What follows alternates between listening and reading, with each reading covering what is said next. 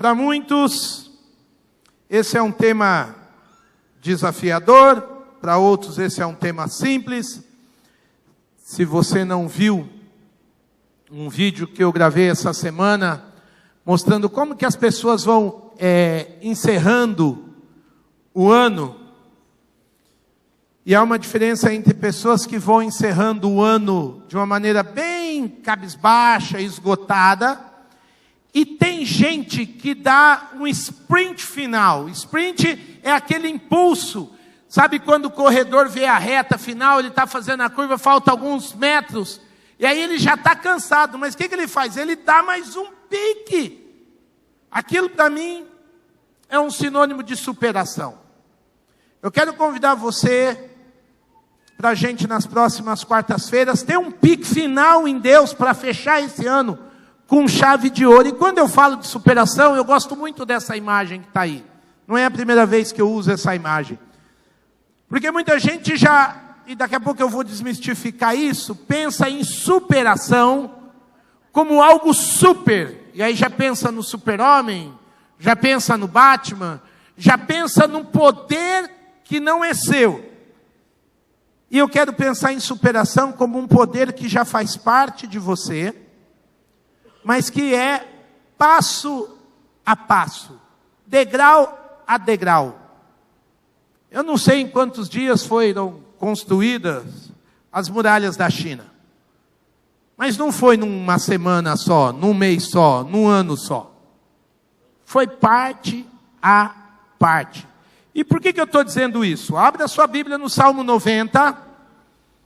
O Salmo 90, para mim, ele é lindo demais, e ele é o relato de alguém que está aprendendo a olhar a relação com Deus, mas a relação com Deus da perspectiva do cronológico e do cairótico. Ou seja, você olha o Salmo 90, você vê um homem que está buscando a Deus para aprender a lidar com o tempo, tanto o tempo humano, o cronológico, esse que a gente vira folhinha, quanto o tempo de Deus, que é o Kairos.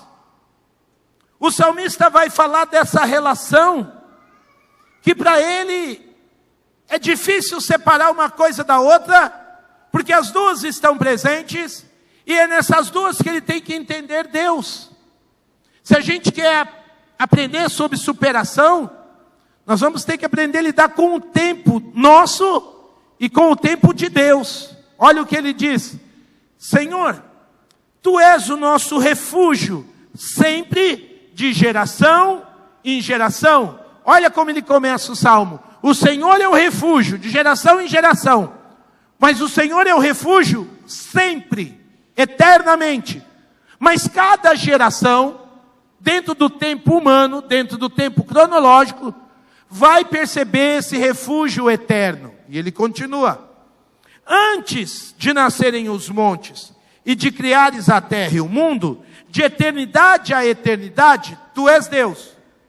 Ou seja, não dá para colocar Deus na nossa agenda de vida. Mas Tu fazes os homens voltarem ao pó, dizendo: retornem ao pó, seres humanos. Mostrando que o ser humano ele tem um tempo de vida. Deus é eterno, o homem não. Verso 4. De fato, 1000 anos para ti são como o dia de ontem que passou, como as horas da noite. Como uma correnteza, tu arrastas os homens, são breves como o sono, são como a relva que brota ao amanhecer, germina e brota pela manhã, mas à tarde murcha e seca. Eu fiquei pensando, né? Eu vi uma foto minha outro dia, que eu era mais novo, eu não tinha quase que ruga debaixo dos olhos. Era uma pele de pêssego, brilhava, de tão lisa. Aí vem o verso 6 e diz que a vida humana murcha e seca. Somos consumidos pela tua ira e aterrorizados pelo teu furor. Conheces as nossas iniquidades, não escapam os nossos pecados secretos à luz da tua presença. Todos os nossos dias passam debaixo do teu furor, vão-se como um murmúrio. Os anos de nossa vida chegam a 70 ou a 80 para os que têm mais vigor. Entretanto, são anos difíceis e cheios de sofrimento, pois a vida passa depressa e nós voamos. Quem conhece o poder da tua ira? Pois o teu furor é tão grande como o temor que te é devido. Verso 12, ensina-nos a contar os nossos dias, para que o nosso coração alcance sabedoria.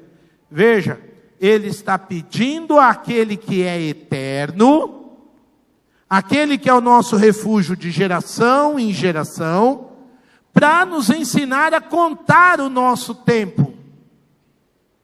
Porque do nossa maneira de ver, 80, 70 anos são anos de dor, já são décadas de sofrimento.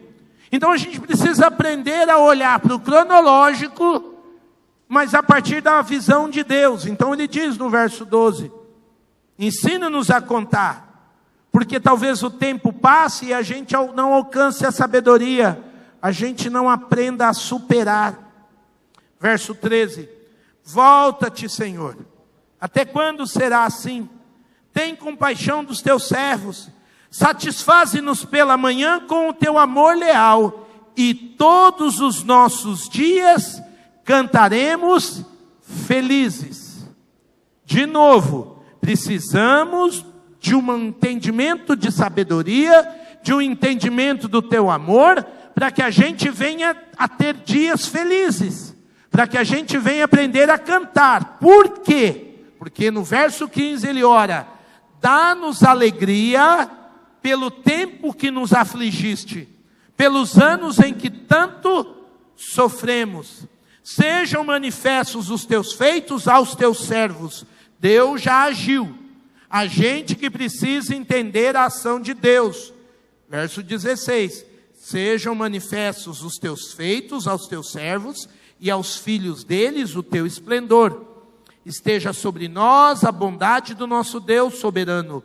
Consolida para nós a obra de nossas mãos. Consolida a obra de nossas mãos. O Salmo, então, você vê um homem dizendo, e eu amo o verso 15, dá-nos alegria no tempo que nós tivemos que aprender algo com o sofrimento. Nós dizemos, a alegria, assim como Josué disse, a alegria do Senhor é a nossa força.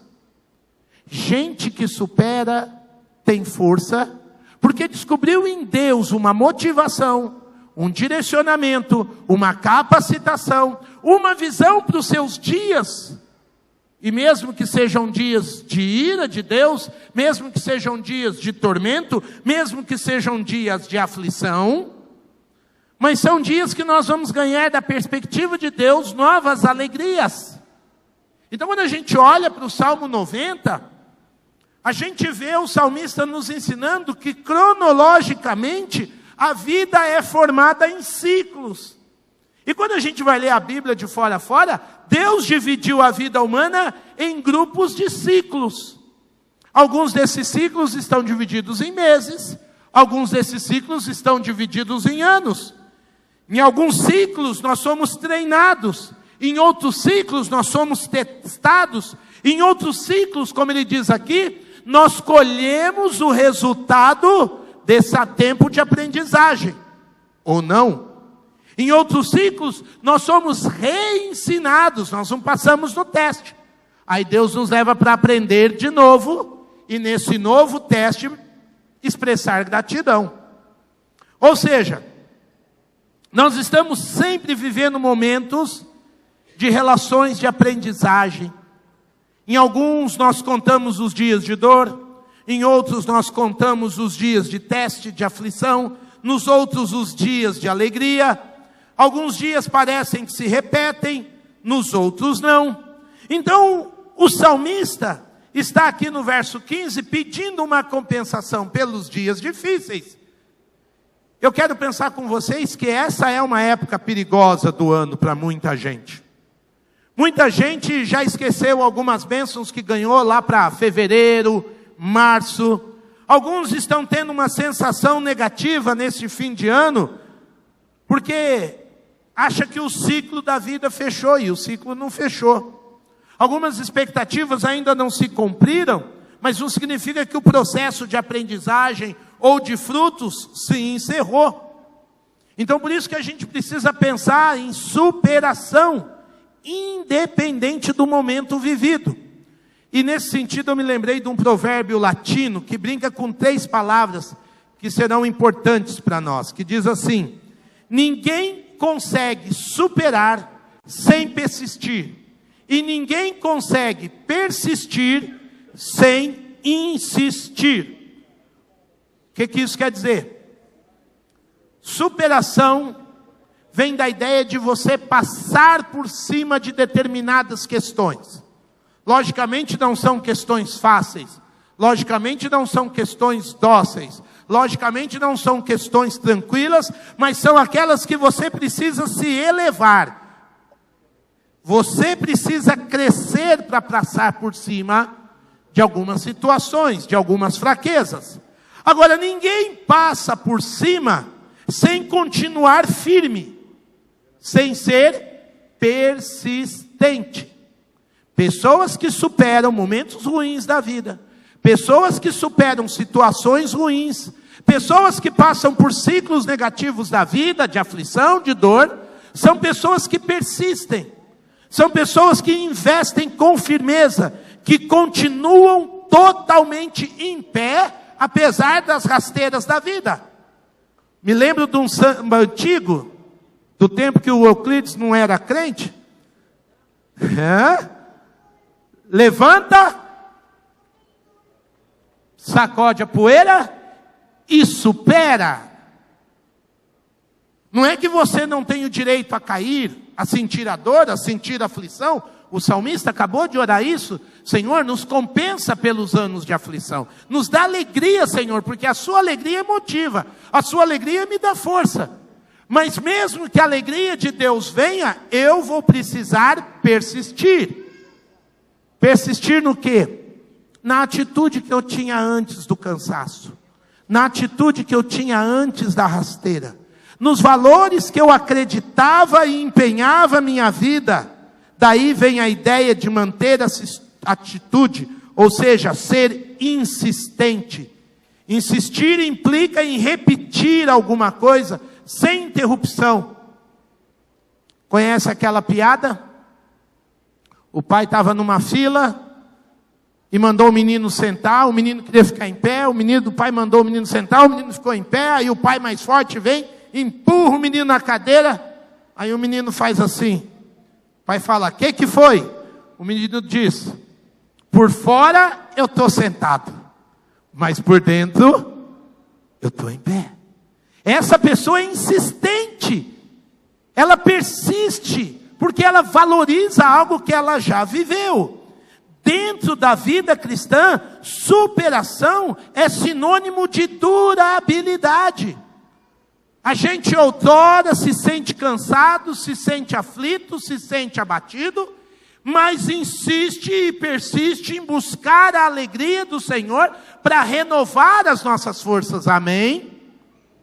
Superação não é uma questão de quem já desistiu, mas de quem entendeu que precisa se recarregar. Superação não é uma questão de quem já venceu, mas de quem está continuamente lutando, trabalhando.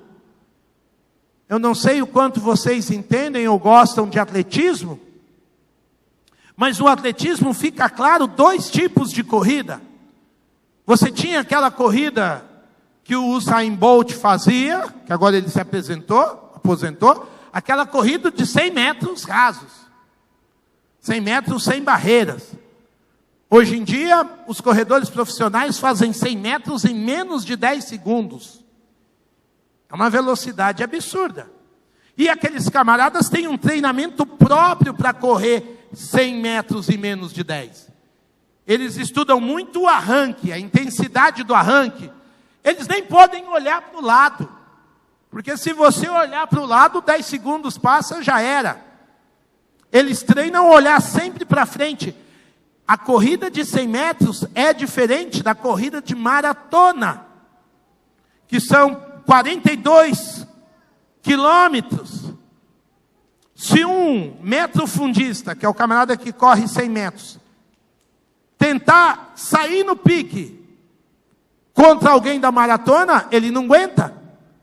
Porque o maratonista, ele precisa dosar a energia, dosar o gás, olhar o seu caminho com mais calma, reter o seu ritmo muitas vezes, saber guardar um pouco de gás e perto do momento da reta final colocar ainda mais velocidade. Os dois são corridas.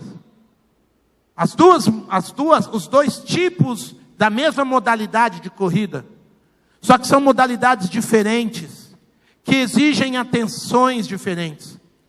Eu quero pensar com vocês que a vida cristã não é uma corrida de 100 metros rasos. A vida cristã é uma maratona. A gente cantou uma canção e eu perguntei para o pastor Zé, falei, nossa Zé, essa canção tem mais de 20 anos. Aí eu vá, né? Aí a gente foi vendo, pensando, essa canção já tem 30 anos. E eu me lembro de coisas que Deus fez quando eu estava aprendendo essa canção. Eu me lembro de momentos de gratidão a Deus, que a gente cantou essa canção. E como foi importante cantar essa canção lá no passado, porque hoje ela me lembra da fidelidade de Deus em muitas outras coisas. Mas qual é o nosso grande problema? Porque nós vivemos numa sociedade onde as coisas não são pensadas para serem duráveis. Nós vivemos numa sociedade onde as coisas são relacionadas à descartabilidade. Nós vivemos na era do descartável, onde as coisas não permanecem. Nós vivemos na chamada sociedade pós-moderna. Um filósofo polonês, Zygmunt Bauman, fala que essa é a sociedade líquida, onde o amor é líquido, onde o que é sólido derrete. Nós já estamos nos acostumando à era do virtual. E como é que é a era do virtual? É uma era onde se desconecta e se conecta. Desconecta e conecta. As pessoas não conseguem manter nada a longo prazo. Infelizmente, nem os relacionamentos, nem os compromissos, nem os objetivos de longo prazo na nossa sociedade recebem muita honra e respeito. E qual o problema disso? Que isso tira a responsabilidade da gente. Por isso que a gente vê muita gente no curso de noivos dizendo assim, a gente vai tentar, se funcionar, funcionou. É diferente das gerações anteriores, onde se casava, onde se relacionava, para ir a fundo. Eu me lembro de alguns anos atrás, a revista Exame, colocar à frente dela um CEO do Banco de Boston com a camisa do Barcelona Futebol Clube. E o CEO do banco dizia, se o Barcelona me chamar, eu vou. Ele saía da área de economia e ia para a área esportiva. Nas décadas anteriores, você tinha que vestir a camisa da empresa, do seu bairro, da sua sociedade. Você conversa com o pessoal abaixo de 25 anos, o pessoal não tem intenção de ficar no Brasil, se o Brasil não der certo. A gente vai ficando até uma outra porta abrir. Então você entende por que não se fala tanto de superação nas questões dos valores e das relações. A gente pensa superação sempre como conquista exterior. E eu estou falando nessas 3 quartas-feiras de uma superação de dentro para fora, onde as nossas conquistas interiores e aquilo que Deus está fazendo em cada um de nós, nos leva a um crescimento e uma maturidade que nos leva a ser gente que dura na presença de Deus, amém? Não gente que tem uma relação descartável, seja com Deus, com o seu próximo, com a sua fé. Pelo contrário, falar de uma superação de dentro para fora é falar de maturidade cristã. Quem que supera dentro da espiritualidade? Quem é maduro na fé. E quem é maduro na fé? Aquela pessoa que sabe viver a sua vida e sabe, se necessário, morrer para o Evangelho. Morrer para as pequenas coisas. Morrer para as pequenas correrias, para aprender a correr a maratona da vida cristã. Leve o tempo que levar, custe o que custar. É um projeto de vida para a eternidade, então eu estou empenhado em algo que vai além dessa vida. Tanto que os primeiros discípulos de Jesus, lá em Atos 1:8, o Senhor Jesus disse que eles receberiam poder para serem sua testemunha. E a palavra testemunha vem do grego martírios, ou mártires, de gente que agarrou uma verdade, persistiu e insistiu naquela verdade, caiu por perseguição, sacudiu a poeira de Nero e continuou até os últimos dias da sua vida. E superou as implicações momentâneas por um prêmio eterno. Esse é o nosso padrão de maturidade cristã. Eu quero pensar com vocês, muito praticamente, no que disse o apóstolo Paulo, por exemplo, escrevendo ao jovem pastor Timóteo, na segunda carta. Quando Paulo escreve, Paulo sabe que o julgamento da sua vida está sendo dado, a sua sentença de morte está chegando, e Paulo não vê aquilo como um final da corrida da sua vida. Ele vê como uma passagem, o ciclo vai mudar dentro da questão eterna. Ele diz, eu já estou sendo derramado como oferta de bebida. Está próximo o tempo da minha... Para onde ele está partindo? Ele não fala que ele está chegando no tempo, está chegando o tempo da sua chegada ao céu. Ele está partindo da terra para chegar lá. Agora é outro momento. Não está acabando na terra, está começando numa outra dimensão. Ele está na linha de saída para a glória. Tudo que ele viveu projetou ele para uma nova dimensão. Aprendeu a superar as coisas que o afligiam nessa terra para saber conquistar as coisas celestiais.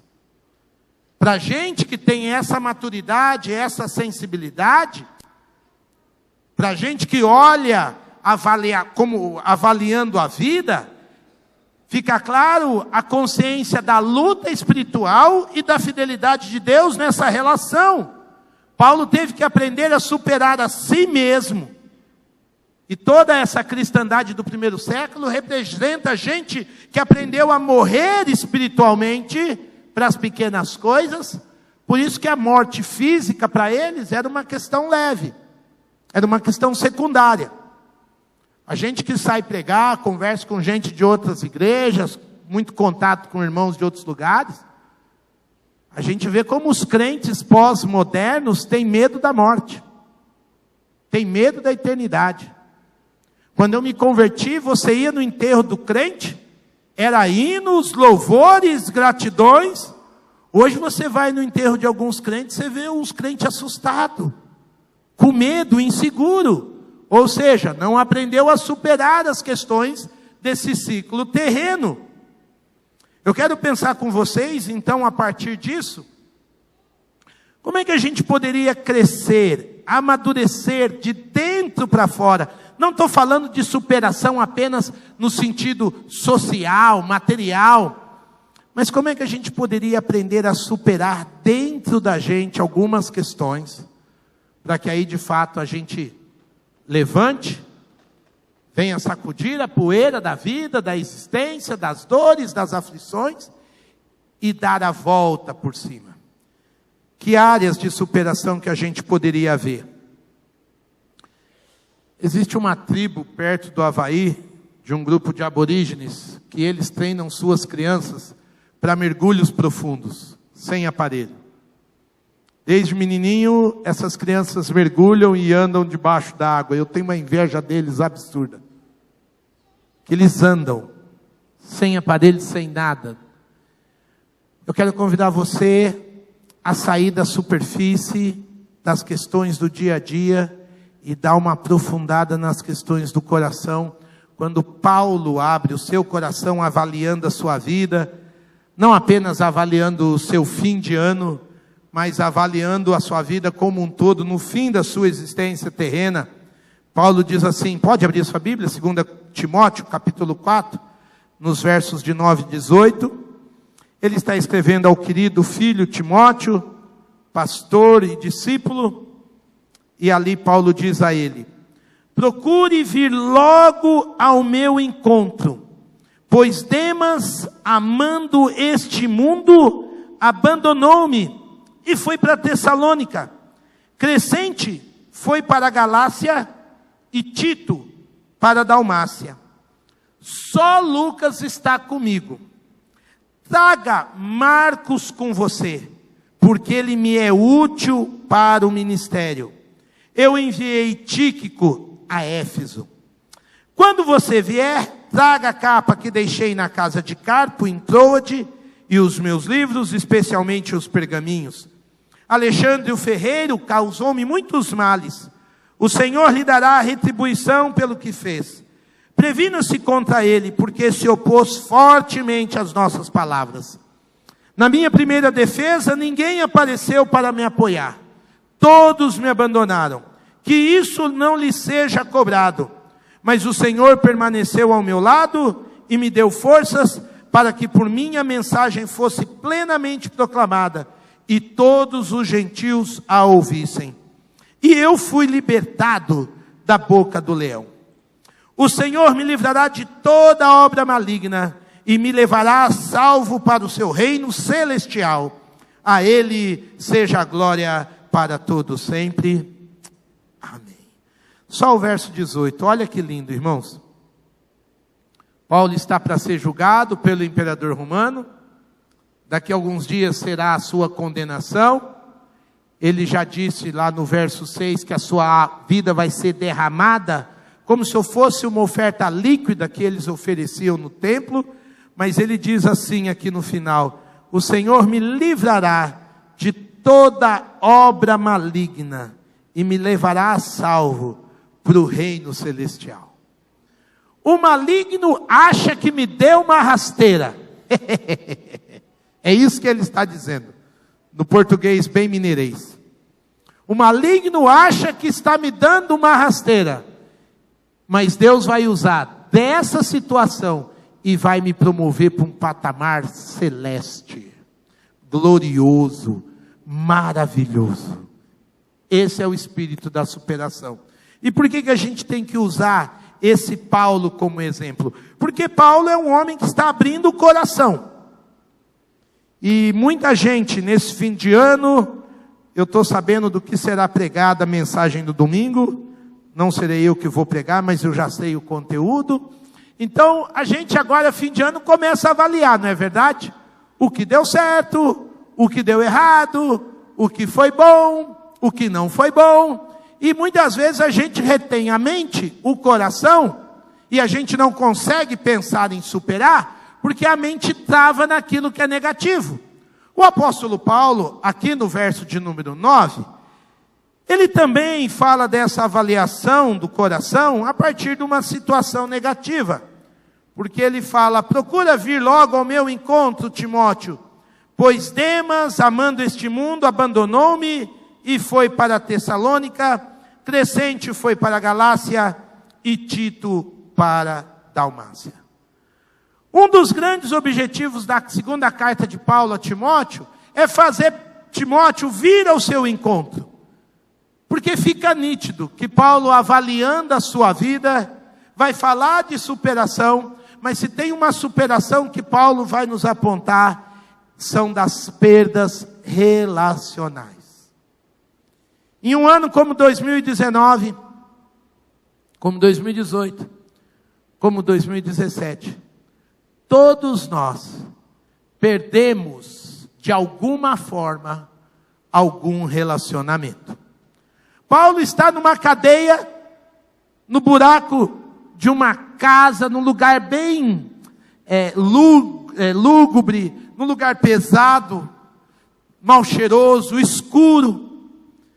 Paulo não está numa casa livre, leve, não. Paulo está longe da igreja, longe dos seus amigos mais próximos, longe dos seus irmãos, mas ele não se deixa abater pela solidão. Ele escreve a um filho querido e diz: vem logo. Ele supera a dor de ter perdido outros relacionamentos e ele procura agora se aliar. Ele procura favorecer a aliança com um amigo, com um irmão querido. Paulo está confrontando toda e qualquer ideia de isolamento. E por que eu estou falando isso? Porque nós vivemos uma sociedade onde as pessoas se isolam. Nós estamos vivendo uma sociedade onde eu vou em algumas casas, cada casal tem a sua TV e cada pessoa do casal fica no seu cantinho. Cada um se isola na sua tela. Nós vivemos uma geração triste onde as pessoas não se dão mais a conhecer. Essa igreja aqui, para mim, ela ainda é ponto fora da curva. Porque eu vejo outras igrejas cristãs que o pastor fala amém, o povo já está no carro. A pessoa não conhece quem senta do lado, quem senta à frente. As pessoas estão se permitindo a uma mentalidade de isolamento. E quem vive sozinho não aprende superação. Quem vive sozinho não amadurece. Alianças e relacionamentos profundos são fundamentais. Por quê? Porque você ganha o retorno da outra pessoa. Você ganha um feedback. Domingo eu falei, que às vezes você ganha até algumas feridas leais. E você cresce quando alguém te fere. Você tem o que eu chamo de ecos filosóficos. Porque às vezes você está pensando um negócio aqui, aí você acaba de pensar, você fala, nossa, eu estou meio doido, né? Aí você compartilha com um amigo, com um vizinho, com alguém, aquela sua ideia. E quantas vezes a pessoa não vira e fala, rapaz, eu também já pensei nisso? Já pensou? Olha, então você fala, eu não estou louco. Eu não sou o único que está pensando isso. Bill Hybels fala que quando a gente está no ministério, a gente precisa de muitos amigos. Porque os amigos precisam dizer para a gente, pelo menos uma vez por ano, você não está louco. Diga para a pessoa que está do seu lado aí, você não está louco. Você vir de quarta-feira à noite, sair de casa, no meio da semana, depois de ter trabalhado, às vezes só tomar um lanche rápido, nem tomar um banho, vir com a roupa do trabalho, ouvir canções, falar com o invisível, fechar o olho, ouvir um crioulo gritando 50 minutos, parece coisa de gente louca. Mas não é. Porque você não vem por causa de homens, você vem por causa da palavra de Deus. Mas a gente vai viver numa vida tão assim que você fala, será que vale a pena? Paulo está pedindo, Timóteo, vem depressa, porque eu conheço teu coração. Eu sei que você é um moço que tem uma fé não fingida. Vem aqui dialogar um pouco comigo. E aí Paulo vai dizer dessas perdas relacionais de gente que foi embora da vida dele. De gente que vai embora da vida da gente.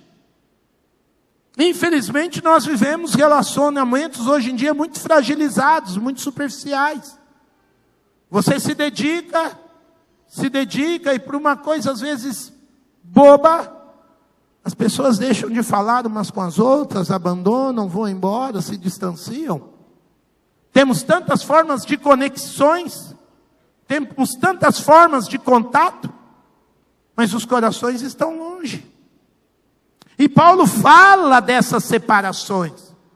Paulo fala dessa dor que é perder laços. Gente com quem se envolveu. E é necessário superar essas dores de perda, de ruptura com algumas pessoas. Às vezes são pessoas do nosso trabalho, mas que trabalharam com você 3, 4, 5 anos, gente com quem você criou uma empatia. Às vezes, gente que estava na sua vizinhança. Às vezes, gente com quem você estudou. Gente que começou a ser importante na sua história. E dói perder, dói. E a gente precisa aprender a superar, porque a gente precisa aprender que ninguém é dono de ninguém. Diga comigo, ninguém é dono de ninguém. Pais não são donos dos seus filhos. Patrões não são donos dos seus empregados. Pastores não são donos dos membros da igreja. Vizinhos não são donos dos seus vizinhos. Ninguém é dono de ninguém. Mas a gente tem um pouco essa impressão. E o dia que a pessoa fala, eu vou embora, a gente toma uma rasteira e muitos de nós não conseguem superar essas perdas relacionais. Você se dedicou a uma empresa há 14, 15, 18 anos. Veio uma crise, veio uma situação diferenciada. Seu chefe tem que te mandar embora, você toma uma rasteira, talvez em 2019 você perdeu o emprego. É uma perda como se fosse de um amigo, mas você tem que lembrar, você não era dono daquele ambiente. Quantas pessoas talvez tenham um coração pendente em um luto em 2017, 2018 ou 2019? Vai virar o ciclo da vida e você não aprendeu a chorar por esse luto. Sabe, meus queridos, quando você está lendo sobre a ressurreição de Jesus, lá no Evangelho de João, Jesus ressuscita, aparece a Madalena, ela fica maravilhada, chama Rabone, mestre, e a impressão que eu tenho é que Maria Madalena já vai agarrar Jesus com uma força e com uma intensidade, que Jesus diz uma coisa muito interessante para ela no capítulo 20, verso 17 de João. Jesus diz assim, não me detenhas. Eu não sei o que Maria ia fazer, mas Jesus está dizendo para ela, Maria Madalena, não me segure, abra mão de mim, não vou ficar com você para sempre. Aí Jesus diz que ele precisa ainda anunciar que ele ressuscitou a outros. A gente que se apega a pessoas como se elas fossem eternas, por isso que a gente leu o Salmo 90, só Deus é eterno. E quando a gente tem que aprender a perder alguém, um filho que vai estudar e morar longe, um membro da nossa banda de louvor, cadê a Fran? A Fran precisou sair. Que vai embora para um outro país, trabalhar, estudar. A gente não gosta muito de superar perdas, a gente prefere ficar chorando, lamentando. Eu quero pensar com vocês que essa é uma aprendizagem muito própria de humanidade, e humanidade em confronto com a divindade. Quando a serpente estava seduzindo a mulher lá no Éden, a serpente jogou uma mentira dizendo que se comesse do fruto, o homem seria conhecedor dos tempos como Deus. E o homem desobedeceu e não virou conhecedor nem dos tempos, nem dos corações. Deus apenas conhece os tempos, os corações e as motivações. Nós não. E é por isso que as pessoas às vezes vão embora das nossas vidas. Nem sempre é negativo, nem sempre é ruim. Mas a inconstância das pessoas é algo que nós temos que pedir a Deus que nos ensine a superar hoje em dia. Nossos filhos estão indo estudar e trabalhar em lugares cada vez mais longe da gente. Cada vez mais cedo e mais longe. Por quê? Porque vivemos num mundo globalizado. Eu me lembro como pastor, quando um dos meus primeiros discípulos foi embora do Brasil estudar, não sabia se voltava. A impressão que te dá é que aquele trabalho, aquele esforço vai embora. Mas depois de um tempo você cresce, amadurece, supera, e você vê que aquele esforço não é que ele foi embora, ele se multiplicou. Ele foi frutificar, e tem um dedinho seu ali naquela história. Mas num primeiro momento, a dor não nos permite superar perdas relacionais. Paulo aqui tem consciência de que ele está perdendo gente por vários motivos. No verso 9, ele vai dizer do Demas. E ele diz, Demas, amando este mundo, me abandonou. Ele amou o presente século. Ele foi um camarada imediatista. O Demas aqui era antigamente um companheiro de Paulo pelo Evangelho, um cooperador para o Evangelho, mas Paulo diz, agora ele amou o mundo, ele abandonou a fé, ele não está mais E aí é interessante que se você olhar para o verso de número 8, a decepção de Paulo é muito grande, porque no verso 8 Paulo diz que o Senhor Jesus, o justo juiz, vai dar uma coroa, uma vitória para ele e para todos que amam a sua vinda, amam esperar Jesus, amam trabalhar por Jesus. E agora Paulo faz um contraste. O Demas, em vez de esperar a volta de Jesus, de uma maneira imediatista, ama mais o presente século. E nós estamos convivendo com gente assim, que em vez de amar a casa do Senhor, a causa do Senhor, o nome de Jesus, as lutas pelo Evangelho, gente que tem amado o presente século. E a palavra amado ali é a derivação de ágape, agapessas. Gente que tem se dedicado ao presente século.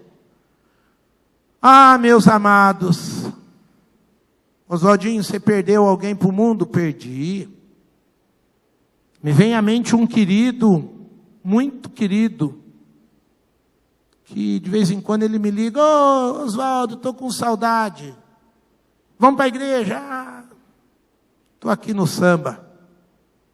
Amou o presente século. Agora, você já tentou buscar como pastor aquela ovelhinha? Tentei. Todas as desculpas dadas para não voltar. Eu penso que Paulo orou por Demas, mas não voltava.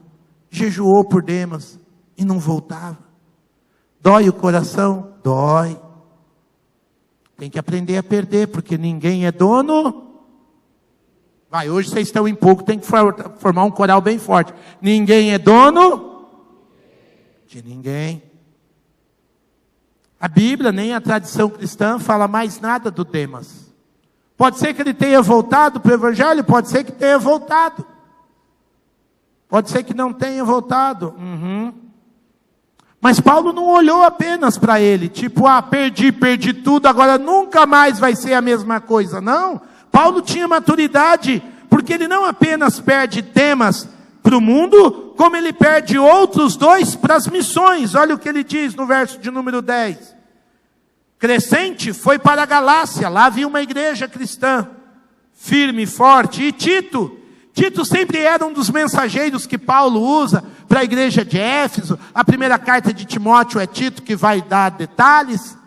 E ele fala: Tito agora foi pregar na Dalmácia. Eu acho lindo que hoje é a região da Iugoslávia, né?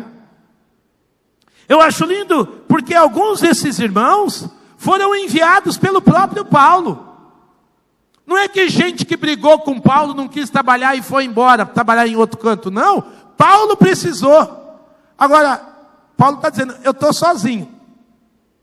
O Demas me abandonou, e os outros cooperadores também foram trabalhar em outros cantos. Eu aprendi a abrir mão, eu não sou dono deles. São meus companheiros, são meus amigos, eu abro mão positivamente. Mas que eles fazem uma falta, eles fazem. Ah, irmãos, eu costumo dizer que esse é o lado B, é o lado ruim do Evangelho. Quantos amigos, irmãos em Cristo, que nós gostamos de trabalhar juntos, gostamos de servir ao Senhor juntos, mas tem uma hora que Deus separa a equipe, separa a turma, a gente fica com lembranças positivas do tempo que a gente trabalhou junto, mas são outros ciclos. Às vezes você precisa entender e abrir mão e crescer, como eu coloquei aqui. Porque Deus une equipes, trabalha com pessoas e depois Ele separa as equipes. Ele separa as pessoas. Às vezes Deus te trouxe de uma igreja maravilhosa em 2019 para cá. Para quê? Para você fazer essa igreja ainda mais maravilhosa. Quando eu tinha acabado de preparar alguns slides hoje de manhã, eu fui conversar com o pastor Zé. O pastor Zé lembrou de 2 famílias queridas da igreja que estão indo embora para o ano que vem. Ah, como é dolorido. Mas uma vai ficar mais perto dos filhos, outra vai para um desafio profissional.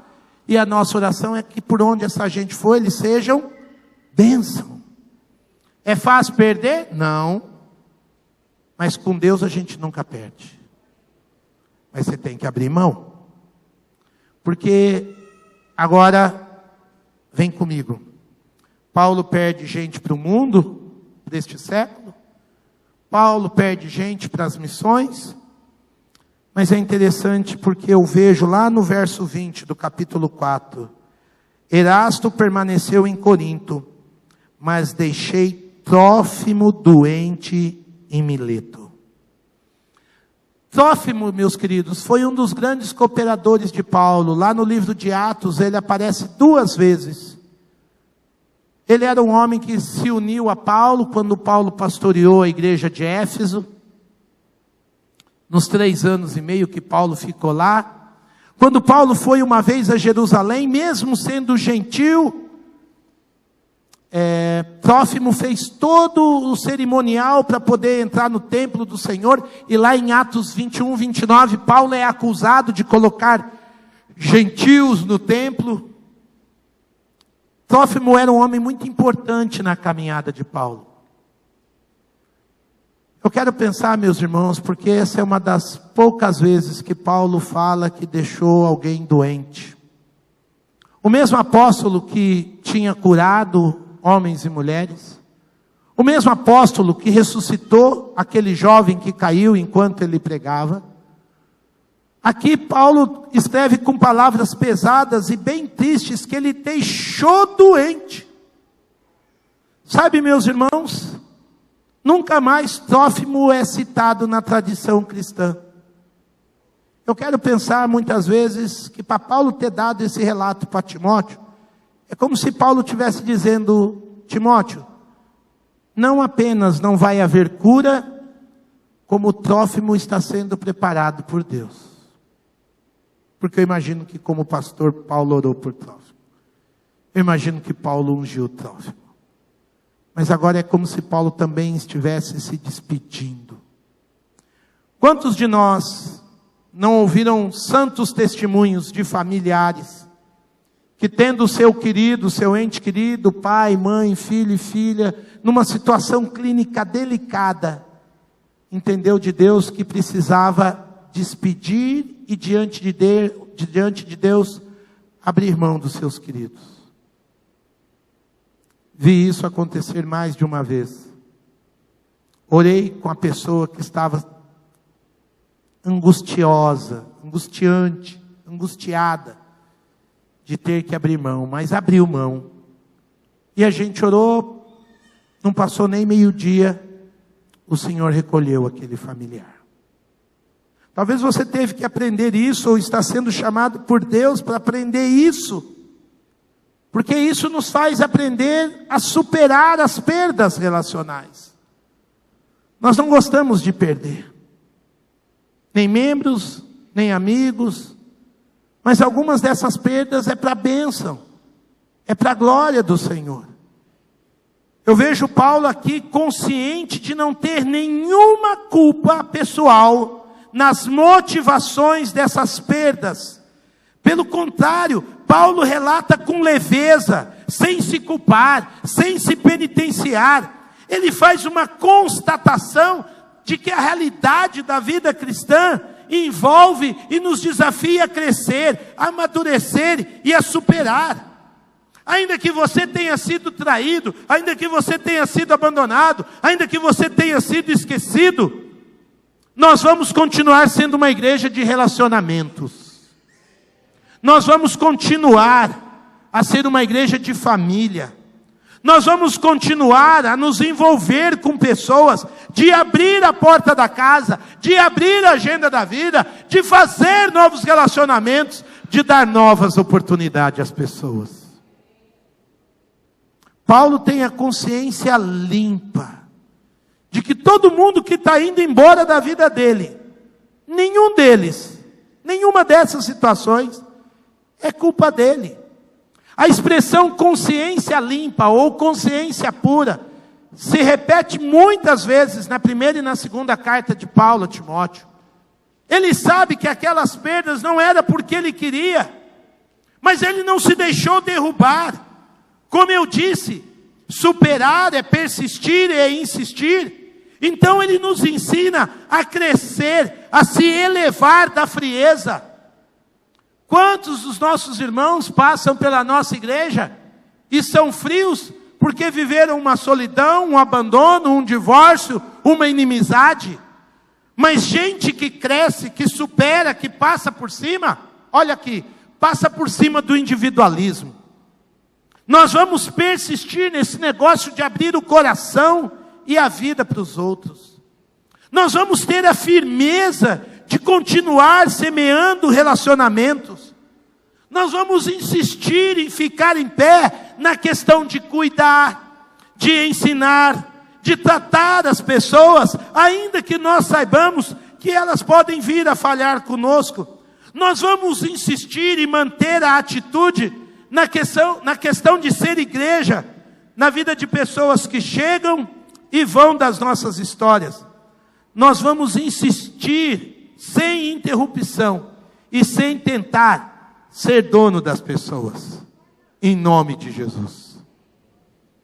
Eu mostrei para o pastor Zé, falei, olha Zé, infelizmente vão embora 2 famílias queridas da igreja, uma lá para o sul do Brasil, outra para outra América, mas vai chegar gente, e nós vamos ter que superar a dor dos que vão embora. Hoje nossa lista de oração por pessoas está na casa de 900 pessoas, redondinha essa semana, 900 pessoas. Se a gente só ficar olhando para quem foi embora, como é que a gente vai ter um coração aberto a quem chega? Se a gente tiver o coração simplesmente na notícia de quem foi embora, como é que a gente vai jantar com essa gente, almoçar com essa gente, fazer piquenique, tomar café com essa gente?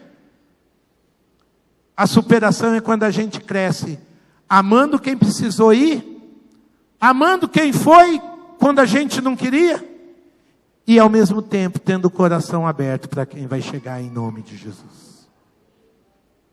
Supere perdas relacionais. É um grande crivo para você entrar num 2020 pleno, cheio, esperançoso, renovado na presença de Deus. Uma outra superação que a gente precisa ter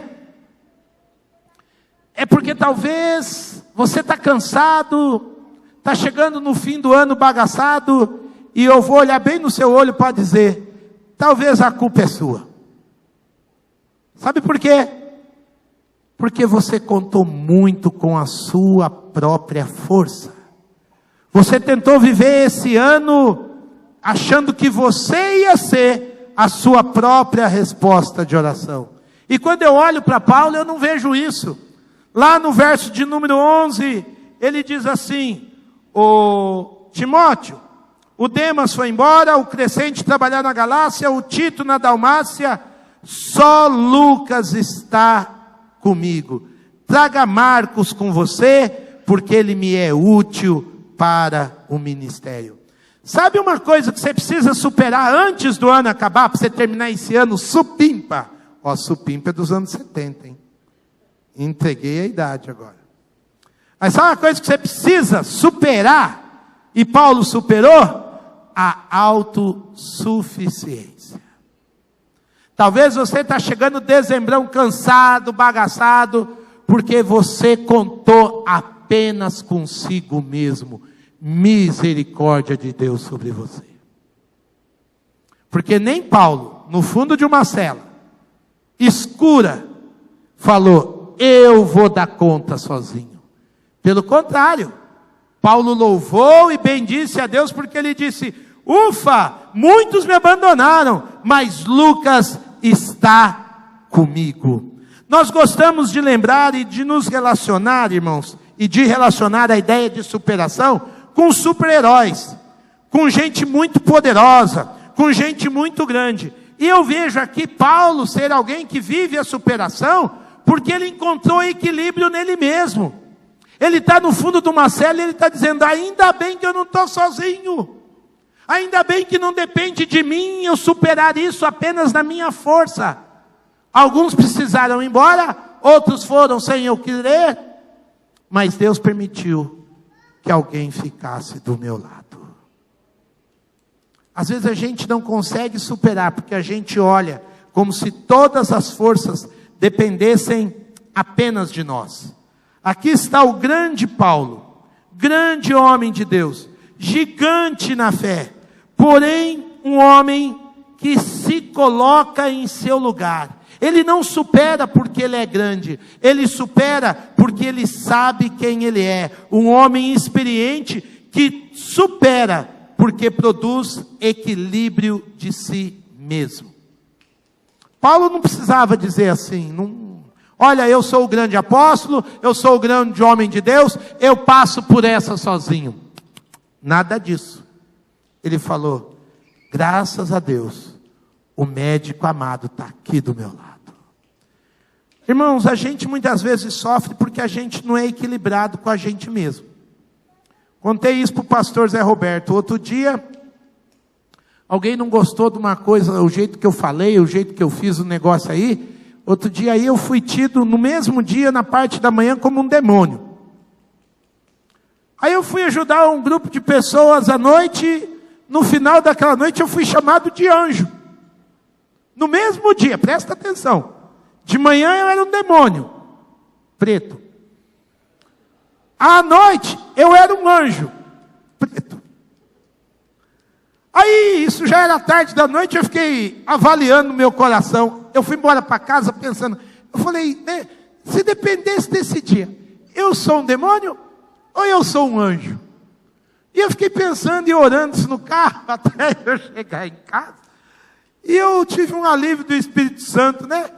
Porque eu não era nem demônio e nem era anjo. Glória a Deus. Eu era ser humano. Eu era pessoa em ritmo de crescimento. Eu era pessoa aprendendo a ser vaso de barro para que a glória seja de Deus.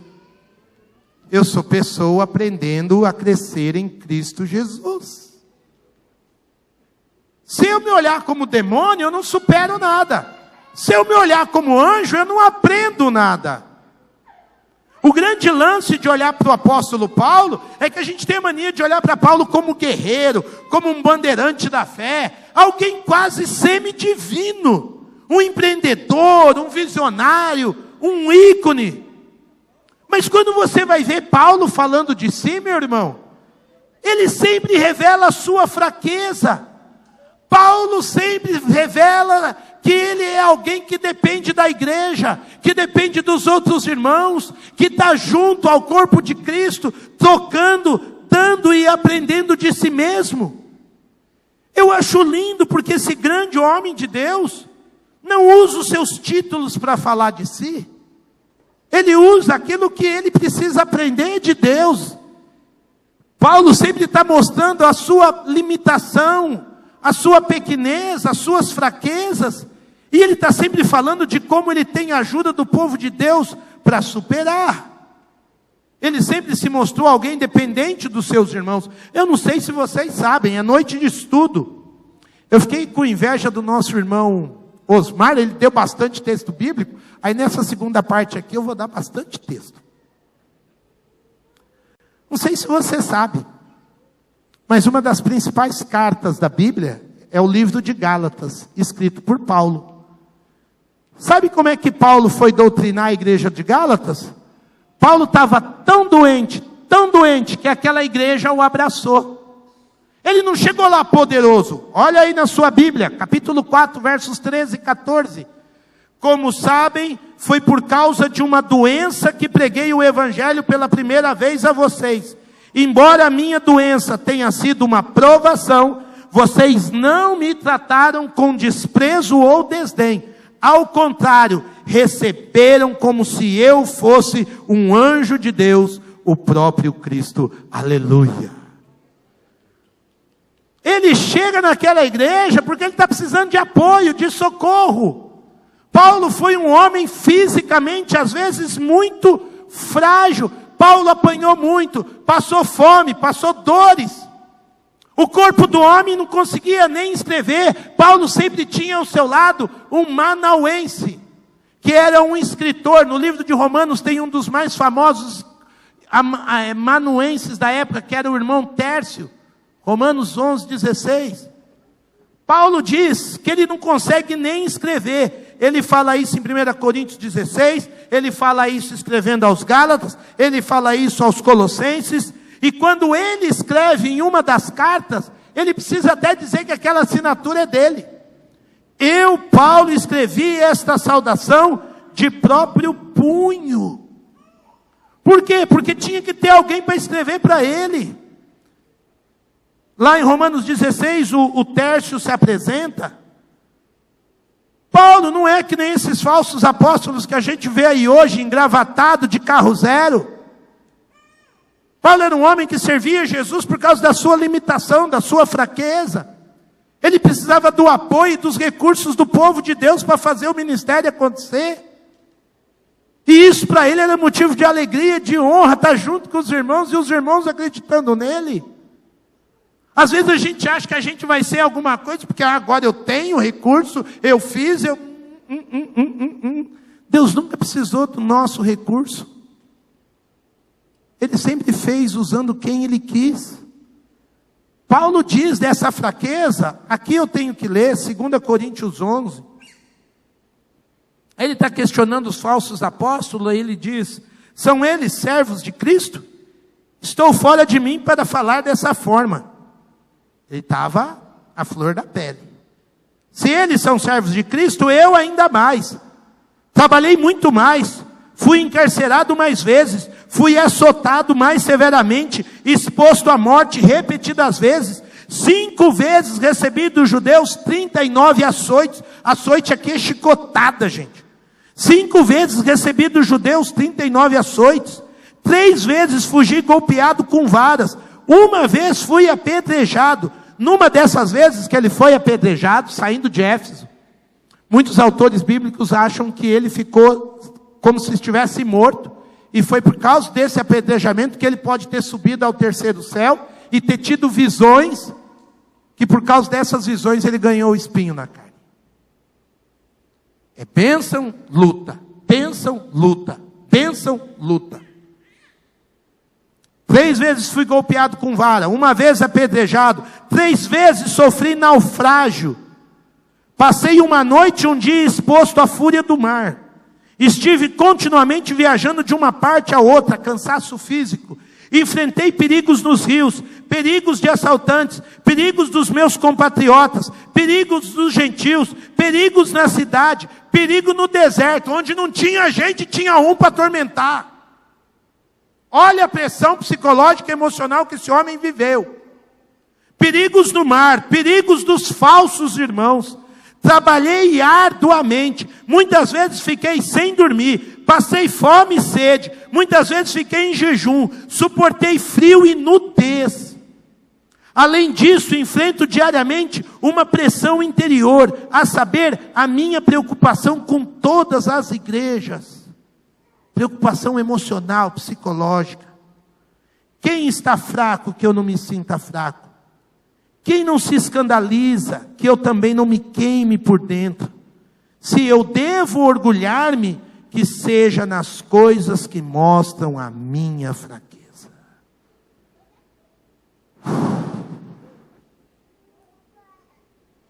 Esse homem de Deus nunca bateu no peito dizendo, eu não tenho problema, eu sou o cara que conquisto, eu oro, Deus abre o céu. Ele abre o coração dizendo, orem por mim, orem por mim. Todas as cartas ele pede oração para os irmãos, pede ajuda dos irmãos. Ele se vê fraco, escrevendo a carta de Filemão, ele diz, eu, Paulo, já estou velho. E agora eu também estou preso, prisioneiro de Cristo Jesus. Ele está reconhecendo os seus limites físicos no extremo. O próprio Billy Graham, num dos seus livros, diz que a velhice não é para os fracos. Chegar à velhice é um privilégio, mas nem sempre as rugas são sinal de vitória. O apóstolo Paulo andou muito, trabalhou muito, transpirou muito para Jesus. E agora ele louva a Deus, porque ele não fez isso sozinho. Ele está dizendo, cheguei até na cadeia máxima, mais profunda e fedida. Mas Deus me deu um companheiro de prisão. Aleluia. Fiz, lutei, superei. Mas não foi sozinho não. Lucas está comigo. E quem era Lucas? Um médico. Você tem um amigo médico, irmão? Você tem um amigo médico? É bom ter, viu? É bom ter. Eu vou caguetar minha esposa hoje. Domingo passado eu peguei no pé dele hoje. A Débora fica torcendo para minha filha casar com a filha do médico. Com o filho do médico, perdão. Porque ela fala, ela ainda vai ter médico. Olha que mulher maldosa. E aí a mulher do médico, que também é médica, fala, bem que podia. Ai, que maldade. Fala, não, separe esses dois aí, nada a ver, né, filha? Amém. Mas quando a gente tem um amigo médico, e o meu caso é um amigo cardiologista, é bom demais. Eu fico pensando Paulo lá na prisão, e o Paulo querendo ficar acordado, Lucas, vai dormir, velho. Aí o Paulo queria acordar no outro dia cedo, fazer alguma coisa, Lucas, calma, não acorda não, meu querido. Aí o Paulo não queria comer para repartir aquela comida com os outros presos. Lucas falou, não, o senhor vai comer agora. Respeito, carinho. E sabe por que eu acho lindo? Porque Paulo, né? O Lucas, ele aparece lá no 4,14, sendo chamado de médico, lá em Filemão, sendo chamado de cuidador. O Paulo se deixa cuidar. Paulo se deixa cuidar pelo seu amigo. Gente autossuficiente não se deixa cuidar, não. Se pergunta para quem é autossuficiente, e aí, irmão, está precisando de alguma oração? Não, está tudo bem comigo. E aí, está tudo em paz? Algum problema? Não passou, está tudo tranquilo. Domingo eu achei uma gracinha, a gente acabou o culto aqui, irmão Noel veio para mim, pastor, como é que está seu ombro? Porque eu tenho um problema nesse ombro. E tem hora que dói mais, dói menos. Um dia o Noel pegou e eu estava dolorido. E o Noel falou assim, pastor, como é que está esse ombro? Eu falei, Noel, está ruim mesmo. Mas o médico agora deu um medicamento lá que tirou a dor. Se eu for operar, só ano que vem. Ele falou, não, eu estou orando. Se Deus quiser, você não vai precisar operar. Eu falei, amém, Noel, glória a Deus. Está com mais fé do que eu. Louvado seja Deus. Pelos irmãos que Deus coloca, às vezes, para orar por um negócio que parece simples. Supere a sua autossuficiência, meu querido. Nós somos dependentes uns dos outros. Nós só vamos superar porque, independente da idade, Paulo ficou sozinho porque ninguém quer ficar com um velho na cadeia. Quem quer ficar num lugar fedido? O povo quer ver vida, quer ver sol num lugar escuro. Ninguém lembra do Paulo. Mas Paulo fala, olha, louvado seja Deus, estou partindo dessa para melhor, e Deus deixou o meu médico amigo aqui do lado. Paulo está valorizando um amigo, um irmão, que Deus deixou do lado dele. Gente autossuficiente não valoriza ninguém. A nossa sociedade está doente, sabe por quê? Porque ninguém abre o coração para ninguém. Ninguém fala da vida com tempo, ninguém chama o outro para um café, aquele café mineiro com bolo de fubá, bolinho de chuva, e fica falando da vida, rindo dos próprios cabeçados que dá. Aquilo cura, gente. Aquilo restaura. Aí você vê um monte de gente triste andando no shopping, e com pouca sacola, porque se tivesse sacola, tá bom, né? Mas fica no shopping sem sacola, só olhando vitrine. Não fala, não abre um coração, como é que vai querer superar? Não supera. Anda a vida para trás. Superar a autossuficiência é valorizar quem Deus deixou do nosso lado. Paulo podia falar, todos me abandonaram. E o Lucas? Não, o Lucas ficou, graças a Deus. Superar é reconhecer irmãos com outros dons e com outros talentos que eu não tenho. Então aí a gente aprende a trabalhar em equipe. Paulo era bom de ideias, de entendimento espiritual, o outro era bom de escrever, o outro era bom de cuidar. Superar é valorizar quem Deus deixou do nosso lado, para ainda fazermos algo, apesar dos nossos limites, das nossas fraquezas, fazer algo do lado do irmão.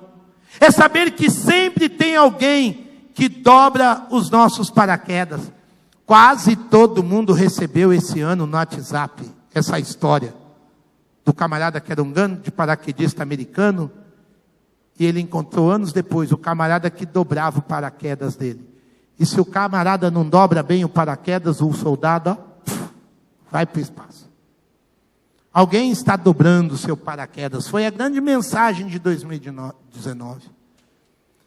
Se queremos superar, meus irmãos, é necessário insistir na valorização de pessoas diferentes da gente. Porque se a gente fosse viver tudo da mesma maneira igual, qual seria a beleza? Qual seria a força? Quando eu chamo você a trabalhar em equipe, é para que a gente se lembre que ninguém é a última bolacha do pacote. Alguém outro dia disse uma expressão que eu amei. Ninguém é a última Coca-Cola gelada no deserto. Um precisa do outro. Igreja é esse lugar que a gente supera as lutas, porque a gente se abre. Um dia eu oro por você, outro dia você ora por mim. E nós vamos valorizando quem está ao nosso redor. Você já viu na rua, meus irmãos? E aqui eu termino. Um morador de rua. Já viu que todo morador de rua, por mais miserável que seja a condição dele, ele tem um cachorrinho do lado? Já viu? Eu já vi moradores de rua dividindo aquela comida que ele tem com um cachorrinho. Tinha um camarada que ficava num balão na frente da farmácia lá em Ribeirão Preto. Esse camarada foi juntando todos os cachorrinhos dali. Um dia eu contei, eu estava parado no semáforo, ele já tinha mais de 12 cachorros. Quando eu cheguei em Ribeirão, ele tinha um só. Ele não queria sair da rua, a gente já conhecia ele. Por que que, e tem uma tese em psicologia que explica, por que todo morador de rua tem pelo menos um cachorrinho? Porque muitos desses homens e mulheres rompeu o vínculo com tudo. Com família, com igreja, com sociedade. E o último vínculo para lembrar que ele é gente, é aquele animalzinho. Eu acho lindo porque, por pior que seja a condição daquele ser humano ali, por maior que seja a revolta, muitos saíram porque quis da casa. Ele olha para aquele animalzinho e ele lembra que ele é gente. Às vezes a gente é tão autossuficiente que passou um ano e a gente acha que fez muita coisa esse ano. Você não fez nada. Muito do que você fez foram pessoas que fizeram por você. Foram pessoas que oraram por você. Foram pessoas que lembraram você diante de Deus. Paulo aqui não é super. Assim como nenhum de nós é arcanjo. Nós superamos as lutas da vida quando nós nos deixamos cuidar. Quando nos deixamos ser orientados e acrescentados pelos dons de outras pessoas. Troque seu cansaço hoje à noite. Pela aprendizagem do tempo. Troque seu cansaço hoje à noite. Aprendendo a perder. Troque seu cansaço hoje à noite. Aprendendo a não confiar só na sua força. E perceber que Deus tem deixado pessoas ao seu lado. Nem todo mundo foi embora. Mas quem ficou, ficou pela mão de Deus. Vamos orar.